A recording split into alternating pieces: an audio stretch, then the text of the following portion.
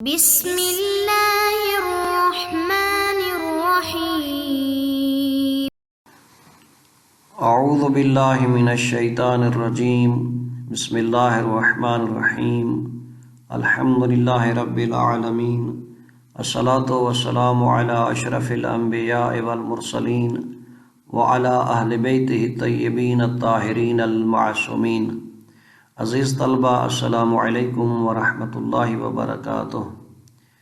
شرح نما کتاب المتاجر درس نمبر 49۔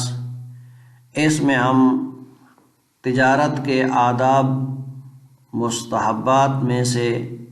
چوتھا مستحب اور اس کے بعد والے مستحبات پڑھیں گے۔ خلاصۃ الدرس، درس کا خلاصہ فرماتے ہیں مستحبات میں سے ہے، یعنی تجارت کے آداب میں سے ہے عدم و تزیین المتاع، کہ انسان یعنی بائع متاع یعنی اپنے مال کو مزین نہ کرے، یعنی زینت دے، اس کو اس طرح رکھے کہ مزین ہو۔ ایسا کرنا یعنی کیا ہے، اس کو ترک کیا جائے، یعنی متاع کی زینت کو ترک کرے، یعنی مستحب ہے متاع کو زینت نہ دینا، اس کی زینت نہ کرنا،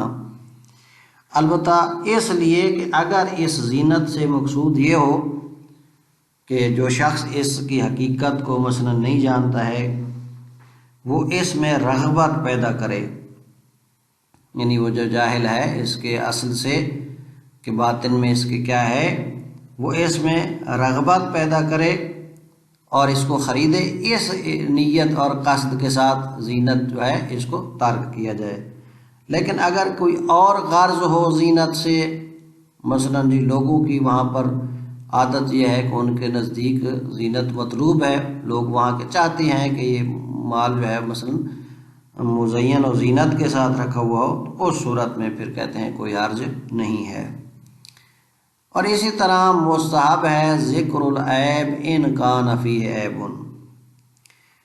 کہ اگر اس مبیع میں کوئی عیب موجود ہے تو اس عیب کو ذکر کرے، چاہے وہ عیب خفی ہو یا عیب ظاہری ہو۔ البتہ یہاں پر مطلق عیب کو ذکر کیا ہے، لیکن کتاب دروس میں عیب ظاہری کے ذکر کا یعنی کہ اس کو آداب میں سے قرار دیا اور مستحبات میں سے، ورنہ عیب خفی یعنی وہ جو ظاہر نہیں ہے، پوشیدہ ہے، وہ عیب تو اصلاً مثلا حرام ہے، اس کا بتانا کیا ہے ضروری ہے۔ تو بس مستحب ہے کہ عیب کو ذکر کرے اگر اس میں کوئی عیب پایا جاتا ہے۔ کیوں کہتے ہیں؟ روایت کی وجہ سے، چونکہ بعد میں جو روایت آئے گی اس میں پیغمبر گرامی اسلام فرماتے ہیں کہ جو شخص بھی خرید و فروخت کرنا چاہتا ہے وہ 5 چیزوں کو یاد کر لے اور ان سے بچے، یعنی ایک ان میں سے ہے یعنی عیب کا چھپانا۔ بس جب عیب کا چھپانا ضروری ہے، چونکہ فرماتے ہیں اس حدیث میں اگر ان 5 کو سے اگر کوئی شخص نہیں بچ سکتا تو نہ وہ کوئی چیز خریدے اور نہ ہی وہ بیچے۔ ان میں سے ہے عیب کا چھپانا، تو گویا اس سے سمجھا جائے گا کہ عیب کا ذکر کرنا کیا ہے، مستحب ہے۔ اور اسی طرح مستحب ہے ترک الحلف علی البیع والشراء، کہ حلف کو ترک کرے بیچنے پر بھی اور خریدنے پر بھی، کیونکہ پیغمبر گرامی اسلام صلی اللہ علیہ وسلم فرماتے ہیں ویل ہے اس تاجر کے لیے جو کہتا ہے لا واللہ اور جو کہتا ہے بلا واللہ، یعنی کسی چیز کی نفی کے لیے لا کہتا ہے، لا واللہ یعنی لا کہہ کر اللہ کی قسم اٹھاتا ہے، اور کسی چیز کے اس بات کے لیے مثلا بلا واللہ کہتا ہے، اس شخص کے لیے کیا ہے، ویل ہے۔ اور اسی طرح فرمایا ہے کہ من باع واشترى فلیحفظ 5 خصال، پس جو بھی بیچنا چاہتا ہے یا خریدنا چاہتا ہے اسے چاہیے کہ یہ 5 خصلتیں انہیں محفوظ کر لے، یعنی ان سے بچے، ان میں سے وَإِلَّا، لیکن اگر ان 5 سے نہیں بچے گا، یعنی اگر ان کو یاد نہیں کرتا ہے اور یہ نہیں اپناتا ہے تو فَلَا يَشْتَرِ وَلَا يَبِيعْ، نہ ہی وہ کسی چیز کو خریدے اور نہ ہی کسی چیز کو بیچے۔ پس وہ 5 کون سی چیزیں ہیں؟ ان میں سے ایک ہے ربا، دوسرا حلف، تیسرا کتمان عیب یعنی عیب کا چھپانا، چوتھا جب بیچ رہا ہو اس چیز کی تعریف کرنا، اور جب خرید رہا ہو تو اس کی مذمت کرنا، ان چیزوں سے بچے۔ اور مستحب ہے مسامحہ، خریدنے اور بیچنے میں یعنی بیع اور شراء میں تسامح، چشم پوشی، نرمی کرنا، تو یہ مستحب ہے۔ خصوصاً کہتے ہیں اگر اطاعت اور عبادات کے آلات خرید رہا ہے، تسبیح ہے، سجدگاہ ہے، جائے نماز ہے، کفن ہے، حج کے لیے احرام کا لباس خرید رہا ہے، تو کہتے ہیں ان میں نرمی اختیار کرے، زیادہ یعنی کہ بحث و تکرار نہ کرے کم قیمت کرنے کے لیے۔ کیوں؟ کیونکہ کہتے ہیں یہ جو ہے موجب برکت ہوگا اور زیادتی کا یعنی رزق میں اضافے کا سبب بنے گا۔ اور اسی طرح مستحب ہے تسامح کرے قرض کی ادائیگی میں بھی اور قرض لینے میں بھی، یعنی اگر کسی شخص نے کسی سے قرض لیا ہوا ہے، اب جب اس کو واپس کرنا ہے تو اس میں نرمی کرے، تسامح کرے، یہ نہیں کہ آپ جی ابھی وقت باقی ہے یا سخت گیری کرے، نہیں، اگر موجود ہے دے سکتا ہے تو جلدی اس کو ادا کرنے کی کوشش کرے۔ اور اسی طرح اگر کسی شخص نے کسی کو قرض دیا ہوا ہے اس سے لینا ہے، اگر وقت آ گیا ہے تو اس پر نرمی کرے اور اس سے طلب نہ کرے، ہو سکے تو وہ خود اس کو ادا کرے، تو یہ بھی مستحب ہے۔ اسی طرح مستحب ہے کہ مشتری 3 مرتبہ اللہ اکبر کہے اور شہادتین کی گواہی دے خریدنے کے بعد، یعنی جب وہ چیز خرید لے تو 3 مرتبہ اللہ اکبر کہے اور شہادتین پڑھے، اور اس کے بعد ایک دعا ہے وہ یہ پڑھے کہ اللہم انی اشتریتہ التمس فیہ من فضلک فاجعل لی فیہ فضلا، اللہم انی اشتریتہ التمس فیہ رزقا فاجعل لی فیہ رزقا۔ الرابع عدم تزیین المتاع لیرغب فیہ الجاہل مع عدم غایت اخری للزینت، کہتے ہیں چوتھا ادب اور مستحب یہ ہے کہ متاع اور مال کو مزین نہ کرے، یعنی زینت نہ دینا۔ کس لیے زینت دیتے ہیں؟ لیرغب فیہ الجاہل، تاکہ راغب ہو اس کی طرف جاہل شخص، یعنی جو اس کی حقیقت کو نہیں جانتا ہے، اس کے باطن کو نہیں جانتا ہے۔ البتہ مع عدم غایت اخری للزینت، ساتھ اس کے کہ زینت کی کوئی اور غایت نہ ہو، اس صورت میں اس زینت نہ کرنا مستحب ہے۔ اما تزیینہ لغایت اخری، لیکن اگر کسی دوسرے مقصد کے لیے اس کی تزیین کی جا رہی ہے یا اس نے کی ہے، کما لو کانت الزینۃ مطلوبۃ عادۃ فلا باس، جیسا کہ اگر لوگوں میں زینت مطلوب ہے، لوگ چاہتے ہیں کہ یہ مال کیا ہو، زینت کے ساتھ لگا ہوا ہو، تو فلا باس، اس صورت میں کوئی حرج نہیں ہے زینت کرنے کی۔ الخامس، 5واں مستحب ذکر العیب الموجود فی متاعہ، اس عیب کا ذکر کرنا جو اس مال میں موجود ہے، اس مبیع میں۔ ان کان فیہ عیب ظاہرا کان ام خفیا، یعنی اگر اس میں کوئی عیب موجود ہے، چاہے وہ عیب ظاہری ہے یعنی نظر آتا ہے، ام خفیا یا وہ مخفی ہے یعنی پوشیدہ ہے، نظر نہیں آتا ہے، تو اس عیب کا ذکر کرنا یہ بھی مستحب ہے للخبر، کیونکہ اس کے بارے میں روایت آئی ہے، کیونکہ وہی روایت کہ جس میں پیغمبر نے فرمایا کہ 5 خصلتیں حفظ کر لینی چاہیے اور ان سے بچنا چاہیے، تو ان میں سے ایک تھا کہ عیب کا چھپانا، اس سے بچنا چاہیے، یعنی گویا کہ خبر کے مطابق اس کا مفہوم یہ ہوگا کہ عیب کو ذکر کرنا چاہیے۔ وَلِأَنَّ ذَلِكَ مِن تَمَامِ الْإِيمَانِ وَالنَّصِيحَةِ، اور دوسرا یہ عیب کا ذکر کرنا گویا کہ ایمان کے مکمل ہونے کی دلالت ہے، گویا کہ ایمان انسان کا تام ہے، وَالنَّصِيحَةِ، اور یہ انسان دوسرے اپنے مومن بھائی کے ساتھ یا مسلمان بھائی کے ساتھ خیر خواہی یعنی مکمل خیر خواہی چاہتا ہے اس کی، تو بس عیب کا ذکر کرنا مستحب ہے۔ السادس، چھٹا مستحب، ترک الحلف علی البیع والشراء، حلف اور قسم کو ترک کرنا چاہیے، خریدنے میں بھی اور بیچنے میں بھی اور خریدنے میں بھی۔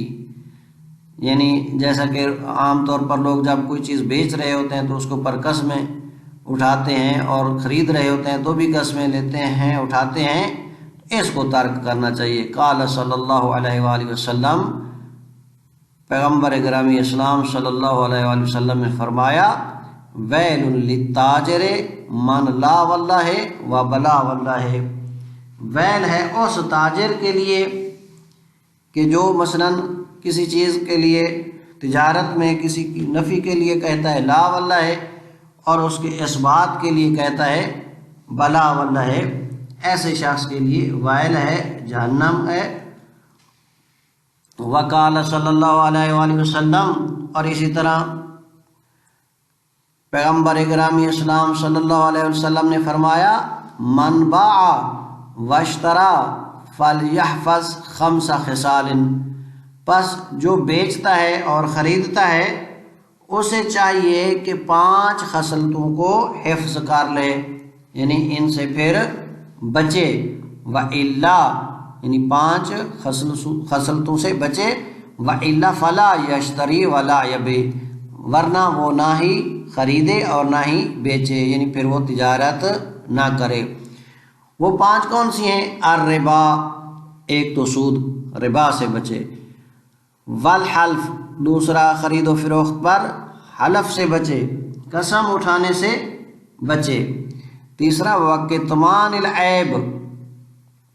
عیب چھپانے سے بچے، یعنی گویا کہ اگر اس میں مبی میں کوئی عیب ہے تو اس عیب کو ذکر کرے اور بتائے، والمدح اذا باع، اور اس سے بچے جب بیچ رہا ہے تو اس کی مدح کر رہا ہو، یعنی بیچنے کے وقت تعریف سے بچے، بس۔ وذم اذا اشترا، اور جب خرید رہا ہے کسی سے چیز تو اس شے کی مذمت سے بچے، بس اگر ان 5 چیزوں سے بچ سکتا ہے تو پھر یہ خرید و فروخت کرے، ورنہ فرماتے ہیں فلا یشتری ولا یبیع، بس نہ ہی وہ کوئی چیز خریدے اور نہ ہی بیچے۔ وقال القاظم علیہ السلام، امام کاظم علیہ السلام فرماتے ہیں، ثلاثۃ لا ينظر اللہ الیہم، 3 شخص ایسے ہیں کہ جن کی طرف اللہ تعالیٰ اپنی رحمت کرم نہیں فرماتا ہے۔ احدہم رجل اتخذ اللہ عز وجل بضاعۃ، ان میں سے ایک وہ شخص ہے کہ جو اللہ تعالیٰ کی ذات کو اپنا مال و متاع اور کسب قرار دیتا ہے، یعنی اللہ کے ذریعے ہی کماتا ہے، یعنی قسمیں اٹھا اٹھا کر، یعنی لا یشتری الا بیمین ولا یبیع الا بیمین، وہ نہیں خریدتا مگر قسم کے ساتھ اور نہیں بیچتا مگر قسم کے ساتھ، یعنی ہر مورد میں وہ قسم اٹھاتا ہے اور اللہ کے نام کے ذریعے مثلا وہ کیا ہے، اللہ کو متاع قرار دیتا ہے اور گویا کہ اس کا بیع اور شراء کرتا ہے، تو اس شخص کے اوپر اللہ تعالیٰ اپنی نظر کرم نہیں فرماتا ہے۔ کہتے ہیں یہ جو انہوں نے فرمایا کہ حلف کو ترک کرے، یعنی حلف کا ترک کرنا مستحب ہے، کہتے ہیں یہ جب سچا حلف اٹھا رہا ہو تو، وَمَوْضِعُ الْأَدَبِ الْحَلْفُ صَادِقًا، بس مقام استحباب جو ہے یعنی ادب کا جو مقام ہے وہاں جب یہ سچا یعنی حلف اٹھا رہا ہو۔ عمل کاذب، لیکن جہاں تک بات ہے کاذب کی، اب یہ کاذب حلف کی بھی صفت بن سکتا ہے اور مثلا صاحب حلف کی بھی صفت بن سکتا ہے، پس عمل کاذب، جہاں تک بات ہے کاذب کی، فعلیہ لعنت اللہ، پس اس کے اوپر اللہ کی لعنت ہو، یعنی اس صاحب کاذب یعنی حلف کی، جس نے بھی جھوٹا جو حلف اٹھاتا ہے اس کے اوپر اللہ تعالیٰ کی لعنت ہو۔ السابع، ساتواں مورد کہ جو مستحب ہے، المسامحۃ فیہما، دونوں میں یعنی بیع اور شراء میں مسامحہ، چشم پوشی، نرمی، خصوصاً فی شراء آلات الطاعات، خاص کر جب اطاعت اور عبادات کے آلات انسان خرید رہا ہے، تو مثلا کفن خرید رہا ہے، سجدگاہ خرید رہا ہے، تسبیح ہے، حج کے احرام کے لباس خرید رہا ہے، تو اس میں نرمی کرے، زیادہ مثلا بحث و تکرار نہ کرے قیمت کم کرنے کی۔ فإن ذلک موجب للبرکۃ وزیادہ، بس اس میں مثلا نرمی سے خریدنا یہ موجب بنتا ہے برکت اور زیادتی کا۔ وکذا یستحب فی القضاء والاقتضاء للخبر، اور اسی طرح مستحب ہے قضاء میں بھی یعنی قرض کی ادائیگی میں بھی نرمی اختیار کرے، اور اقتضاء یعنی قرض لینے میں بھی کیا کرے، نرمی اختیار کرے، یعنی اگر وقت سے پہلے اس کے پاس ہو گئے ہیں تو ادا کر دے، وقت آ گیا تو ادا کر دے۔ اقتضاء اگر وقت آ گیا ہے اور تو یہ نرمی کرے، یعنی اس سے سوال نہ کرے، اس سے مانگے نہیں یہاں تک کہ وہ خود واپس لے آئے۔ للخبر، چونکہ روایت میں ایسے آیا ہے، پیغمبر گرامی اسلام فرماتے ہیں، قال رسول اللہ صلی اللہ علیہ وآلہ وسلم، ان اللہ تبارک و تعالی یحب العبد یکون سہل البیع سہل الشراء سہل القضاء سہل الاقتضاء، کہ خداوند متعال اس بندے سے محبت کرتا ہے جو بیع اور شراء میں بھی نرمی اختیار کرتا ہو، قرض دینے میں بھی یعنی واپس کرنے میں بھی نرمی اختیار کرتا ہو، اور قرض لینے میں بھی یعنی کہ مقروض سے جب قرض واپس لے رہا ہے تو اس میں بھی کیا ہے، نرمی اختیار کرتا ہو۔ الثامن، آٹھواں مستحب، تکبیر المشتری ثلاثا وتشہدہ الشہادتین بعد الشراء، مشتری 3 مرتبہ تکبیر کہے اور شہادتین پڑھے بعد الشراء، خریدنے کے بعد، ولیقل بعدہما، اور اس شہادتین اور تکبیر کے بعد کیا پڑھے، اللہم انی اشتریتہ، کہ اے اللہ میں نے اس چیز کو خریدا ہے، التمس فیہ من فضلک، اور اس میں تجھ سے تیرے فضل کو چاہتا ہوں، التماس کرتا ہوں، فاجعل لی فضلا، پس اس میں میرے لیے تو فضل اور زیادتی اور منافع قرار دے۔ اللہم انی اشتریتہ، میں نے اس کو، اے اللہ میں نے اس کو خریدا ہے، التمس فیہ رزقا، پس میں اس میں تجھ سے رزق کا التماس کرتا ہوں، فاجعل لی فیہ رزقا، پس میرے لیے اس میں رزق قرار دے۔